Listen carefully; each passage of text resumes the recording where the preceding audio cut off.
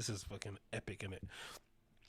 Have you guys been obviously most of you are aware that I'm a big advocate. I'm a big fan of Playboy Carti's. Of course, I wasn't the biggest fan of Whole Lot of Red. I think I mentioned it on this podcast already. I made a little review. I thought the Whole Lot of Red was incredibly lackluster, considering the wait time, especially for big Carti fans. Considering how great Dilit was, and considering how monumental, the self-titled first album was. I thought Whole Lot of Red kind of flattered to deceive somewhat, but I'm glad to see he's sort of like experimenting a little bit more with his voice, artistically, and maybe I guess creative direction wise. He's sort of very much pivoted into this whole like gay vampire vibe thing that he's doing at the moment, which is again great to see. He's kind of living his truth and doing his thing. But it's also funny to see the amount of clones and disciples and copycats that's just sort of inadvertently birthed.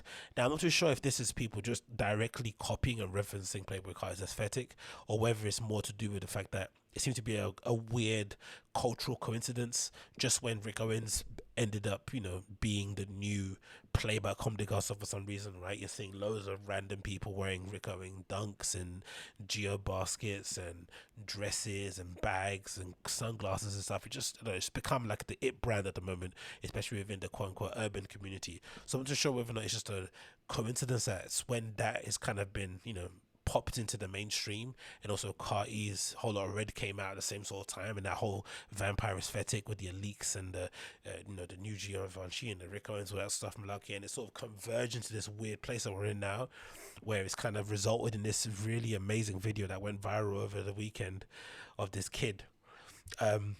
That was posted supposedly by his baby mother, right? And it says here, this is the tweet itself. So I really expected this 30-year-old to be a good father. Jokes. And I'll play the video for you now. And if you're watching via the if you're listening via the podcast app, I just implore you to definitely check out the video portion of the show, because this is hilarious. So there's this kid, and he's like, got stacked, I guess, flared jeans on with some new rock type boots on, a metal tee that's sort of like been cut in half and then sewn back together, two parts of a different tee. He's got dreads and one glove on, and he's sort of like doing all these like really effeminate sort of like mannerism things, similar to what you'll see Uzi or maybe Playboy Carti doing when they're posing. And of course Playboy Carti is playing in the background. It's really, really cringe.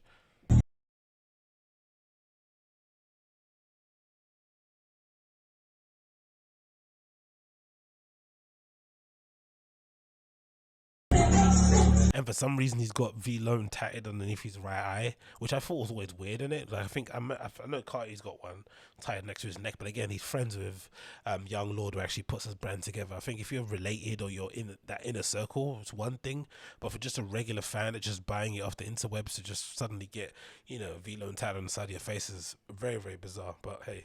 I got some nuts.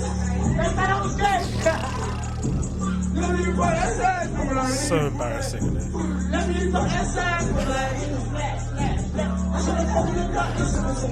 I guess it's some sort of photo shoot, right? Because you can hear people in the background talking and stuff. But wouldn't you be embarrassed doing this sort of stuff in front of people randomly, like in a studio somewhere, pretending to be somebody who you're? I guess the guy's what, 30, and how old is Carti? 27 or something. There's something really embarrassing about that.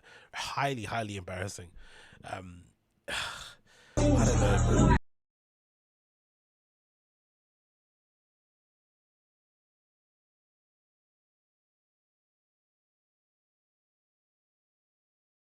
And he's a grown man, so I don't know what it is, man. Like, maybe it's just me, but when I was growing up, there was a distinct need or desire intrinsically, right? A burning fire in you to be as different as you could from your peers, right? The moment somebody next to you started to copy or wear the thing that you were wearing, you just jumped off it and wore something else. I remember previously when we were coming up, the kind of quote unquote style sort of icons in the scene at the time at streetwear were maybe like someone like Pharrell, right? Pharrell and Niga, obviously, when they were kind of hanging out, doing Babe and BBC, those are kind of the people everyone's sort of like looking at, and maybe some random skaters from Supreme here and there, right?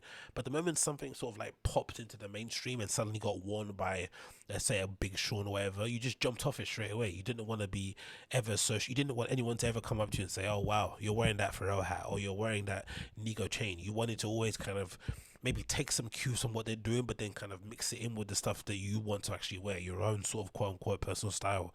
But to kind of take your entire personal style and wardrobe from another dude, especially a very famous rapper, especially a very famous rapper with a very specific and niche look, is so many levels of pathetic. It just doesn't even bother even talking about. It's just insane. And he's not the only guy, right? It's not just him. There's this mad slideshow someone put together, images, right, of these four kids, I guess, including himself, in this weird pose, these kind of weird, effeminate, crazy poses that they're all doing. And it's just utterly bizarre. But it also may be a good indication for Carti that he's legitimately influencing and penetrating culture, when you're able to get these kids who probably a year or two ago, maybe even 16 months ago, would have had no idea what Rick Owens was, what some of these other goth brands are, right? And now suddenly they're all decked out in it. They're wearing a super skinny jeans with massive boots on, doing these odd poses and whatever, eyeliner and nail varnish and one glove and whatever it may be. But God almighty, it's just, the levels of cringe is insane. But I guess in an effort to be different, because I'm sure they all don't think they look like each other, but they all look so similar. I guess these two are the same people because of the backgrounds, but it's just, I don't know, man.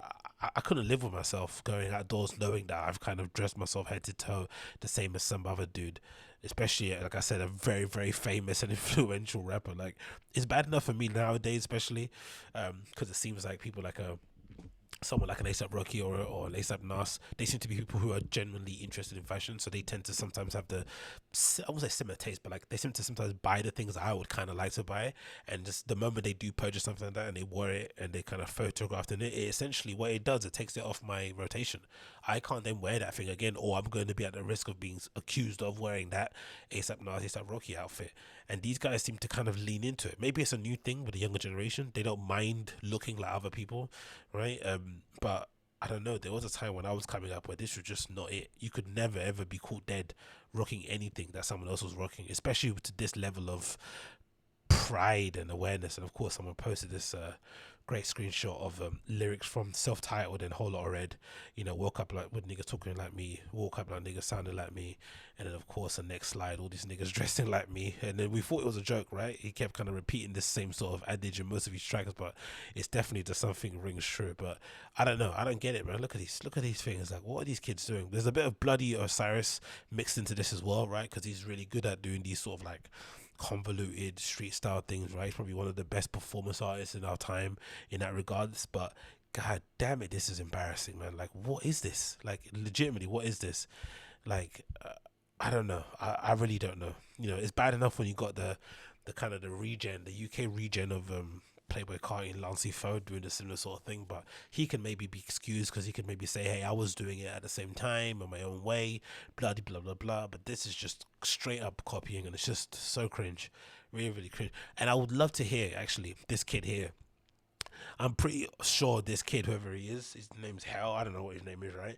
I'm pretty sure if he makes music, how much you want to bet that his music sounds exactly like Carti as well? That's the thing that makes it worse. Like, fair enough, taking one man's aesthetic to kind of find your way in terms stylistically, which I still think is, cringe and gay, but regardless. But then to just take his entire style and also then take his artistic expression wherever it is in your field, that's just, how can you live with yourself? I really don't know. But again, maybe I'm just old and cranky and have no idea what's going on in the scene out there. But I thought that was highly, highly embarrassing. I recommend you do check it out. If you're listening to the audio podcast, please do check it out. It's a tweet by a person called, what does it say here? SA_TEEVA. SA_TEEVA. To check out her profile. She's definitely got I'm pretty sure it's probably one of her pinned tweets on her account, because it's gotten a lot of reaction online. But it's amazing, man. Absolutely amazing.